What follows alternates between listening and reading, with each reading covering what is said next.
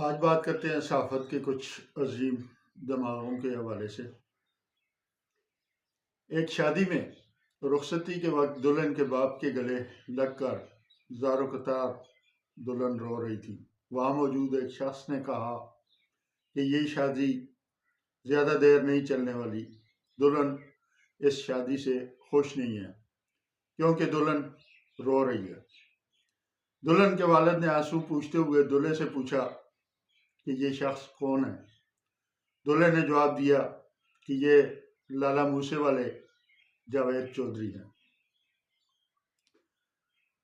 जब हफीज जालंधरी कौमी तराना लिख रहे थे तो अचानक कहीं से भागता भागता एक नौजवान आया और कान में कहने लगा, ये कौमी तराना फारसी और उर्दू का मिक्सचर है, कौम इसलिए मुस्तरद कर देगी, और चला गया। जालंधरी साहब कलम छोड़कर करीब बैठे शख्स से बोले कि ये कड़वी मुंह वाला कौन था, तो जवाब मिला कि ये हसन नसार है। नेल्सन मंडेला जब जेल से 27 साल बाद रिहा हुए तो जेल के दरवाजे पर ही एक नौजवान जो कि उड़ उड़ कर बोलता था, ये कहने लगा कि तुमने अपने 27 साल इन काले मुंह वालों के लिए ज़ाय कर दिए, और गुस्से से फूं फूं करता चला गया। मंडेला साहब ने पास खड़े शख्स से पूछा कि ये कौन था, तो जवाब मिला कि आप नहीं जानते, ये लिया का लीजेंड रऊफ क्लासरा है।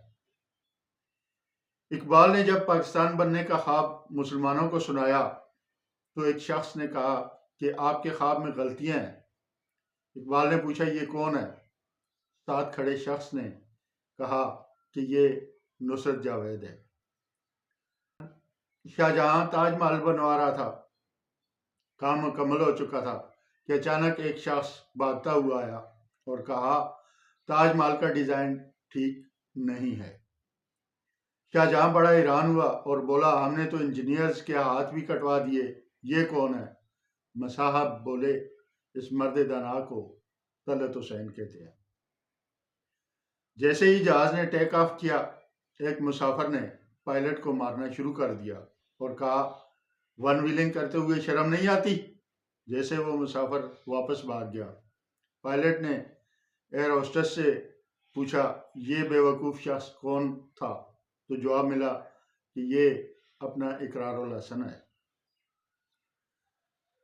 पाकिस्तान बनने से कुछ दिन पहले कायद आज़म लाहौर से कराची जा रहे थे तो एयरपोर्ट पर इन्हें एक नौजवान मिला जिसका रवैया इंतहाई गुस्से से भरपूर था।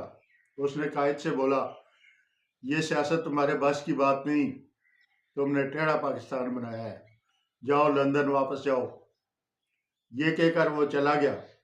कायद ने पूछा, ये कौन था?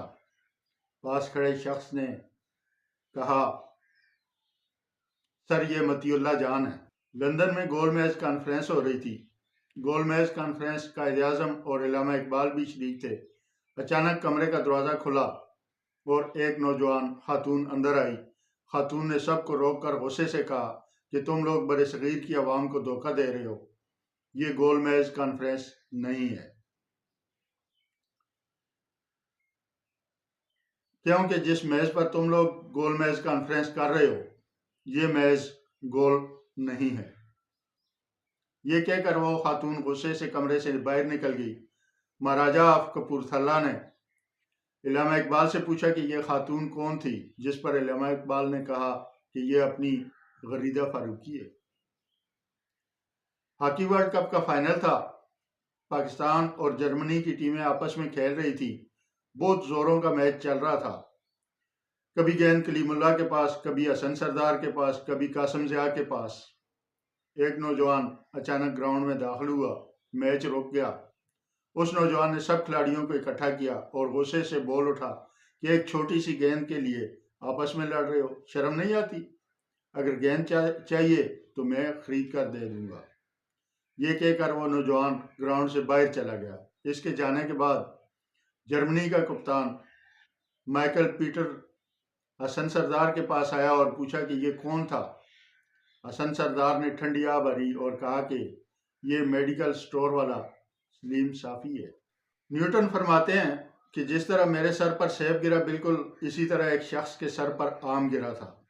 मैंने इसे पूछा कि आम जमीन पर गिरने का तुमने क्या नतीजा अखज़ किया? उस लंगड़े आम जैसी शक्ल वाले ने कहा कि आम सीधा गिरे तो मीठा, अगर उल्टा गिरे तो खट्टा होता है। वो किबला जनाब सुहेल वड़ाई साहब थे। न्यूटन अपने तहकीकी मकाले में एक जगह लिखता है कि जब सेब सर पर गिरने पर मैं गहरी सोच विचार में मसरूफ था तो एक नौजवान कहीं से आया। उसने मेरे सर पर थप्पड़ मारा और कहा कि दूर होकर बैठो, सेब गिरने से तुम्हारा सर फट सकता है।